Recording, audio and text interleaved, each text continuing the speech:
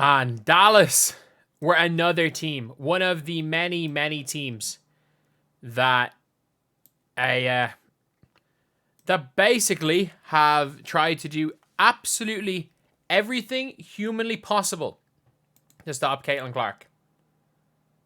And it didn't work. It didn't work. They tried to do everything that was humanly possible to stop her. They couldn't. And if you guys saw the way Dallas played defense, I know Indiana put up 100 on them. It's the best I've ever seen Dallas play defense. Like, Dallas have chosen not to play defense. They have chosen not to play defense. And this time around, they chose to play defense. Jacy Sheldon, and by the way, if you want to look at Jacy Sheldon's minutes, 10, 19, 23. I know she played 37 in that game, but her minutes were going down.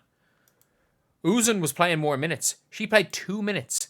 She had played 31 the previous game, had 11, 21. She had 11 in a win against Dallas, but you want to know what? Or against Minnesota. But you know why she wasn't on the floor? Because she couldn't full court press Caitlin Clark. Jacy Sheldon is a person who was in the same conference as Caitlin Clark in college, played Caitlin Clark multiple times, actually had people argue in college that Jacy Sheldon was the best player in her conference because of what she did on the defensive end and the offensive end. She was the 5th pick in the draft, mostly because she was just solid. And yeah, she had 8 points today. She full court pressed. I'm so impressed with Jacy Sheldon. Outside of Dejanay Carrington and Benai Delaney, she has been the 3rd best defender that I have seen on Caitlin Clark this year. She was just a pest from start to finish. Full court pressing Caitlin Clark. And if you agreed it was incredible defense, go subscribe. We're trying to hit 30.6 thousand subscribers by the end of the day. But what they did was ridiculously good. Like, sometimes you've got to just give credit where credit's due to defenders. And you got to give credit where credit's due to the coach. Because she did a great job. And you know what doing a great job on Caitlin Clark is? Forcing her into some turnovers. Because now she's going to give you 28 and 12. Like, she's going to give you crazy amount of points. Because her assists are going to be there. Because if you're putting so much focus on her, on Caitlin, you're leaving Kelsey Mitchell. And that is where the issue is. And that is what teams are now having a huge, huge problem. Is that you are basically allowing Kelsey Mitchell to shoot open shots and have open drives and get open fast break layups.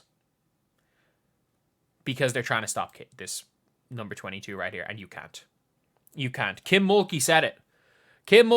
And it's like, you actually just can't. It's not even just about stopping her. It's about stopping the team when she's on the floor. And that's what Paige Beckers, when she was asked, how do you stop her? And it's like, you can't. That was the answer from Paige Beckers, was you can't. They were like, you can try to take away her passing, or you can try to take away her scoring. You can't stop Caitlin Clark. And there are players that have made it tough. And I think Caitlin Clark has struggled a little bit with physical, quick defenders that sometimes maybe get a bit of the benefit of the whistle, like Dejanay Carrington. I will say in the final, I thought Raven Johnson did a great job, but I think Caitlin was just exhausted. I don't think there was any benefit of the whistle there. I think Raven Johnson just did a great job on her. She was just exhausted. But they did everything in their power. Every single drive, they collapsed. They collapsed on every drive from the Fever, and they couldn't stop it.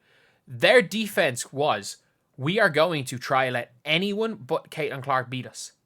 And it didn't work. It really didn't work. And I thought she had a very, very solid game plan. I think she had a solid game plan. But, like, it just wasn't enough. And you can see that these teams are scared. Like, Caitlin Clark scares the bejesus out of these teams. And you obviously know that she scares the bejesus out of these teams when they're leaving Kelsey Mitchell. Like, you just can't stop them. And by them, I mean Caitlin Clark and Kelsey Mitchell. You can't stop them. And the Fever the Wings chose, like most teams have chose to do, to full court press her the whole game. Because if you let Caitlin Clark control the game, like she did the last time, they did not full court press Caitlin Clark the last time. Do you know what Caitlin Clark did the last time she played against this team? She set the all-time WNBA assist record, and Aaliyah Boston set her career high. They were not going to let that happen. They made sure as hell that Caitlin Clark was not going to be the one to take over and win this game. She only just had 28 points. And off the back of 31. She is averaging 29 and 12 in her last 2 games. Yeah, she had a few turnovers, and I think that was all due to Jacy Sheldon. But how long until someone gives the Hailey Van Lith shrug? Like, what am I supposed to do? Like, it's now getting to that stage where it's like, genuinely, what are some of these players supposed to do when they're playing against Caitlin Clark? Like, what are they actually meant to do? And I feel sorry for the Wings coach. The Wings coach is getting killed on social media. I feel sorry for Jacy Sheldon because I've not seen a player be as just annoying pest not leaving Caitlin Clark. Every time Caitlin Clark didn't have the ball in her hand, Jacy Sheldon was stuck to her like glue. I've never seen somebody for 37 minutes take the challenge of, I am just going to shadow one player as well as Jacy Sheldon did, but it wasn't good enough. They freaking shadowed her for the entire game. They collapsed on every drive from Aaliyah Boston. They collapsed on every Caitlin Clark drive, every Kelsey Mitchell drive, and it's just not enough. They played defense. They actually tried on defense, which is something that I have not seen this team do in a long time. The fact the Fever just were too good scoring-wise. They were just too good. And this Fever team are scary. They are so scary because there's nothing you can do to stop this team right now because of number 22. Like, you can stop the person, you can't stop the idea. If you try too hard to stop Caitlin Clark, cool. Let's just push the floor. And Kelsey Mitchell, Caitlin's fine with not shooting the ball for 4 minutes and letting Kelsey go get hers. She's fine with letting Aaliyah Boston play make. She's fine without even getting assists. She's fine at times just standing on the perimeter and letting the game go 4-on-4 because she trusts her teammates. But then the team are now scoring in those scenarios, so you can't do that, and you just can't. They're trying everything. I cannot knock teams for trying. They are trying everything to stop Caitlin Clark. We saw Nate Tibbetts throw in 17 different junk zones. We've seen everything you can possibly throw at a team in a basketball game. We have seen be thrown at the Indiana Fever, and you just can't stop them. You just cannot stop them.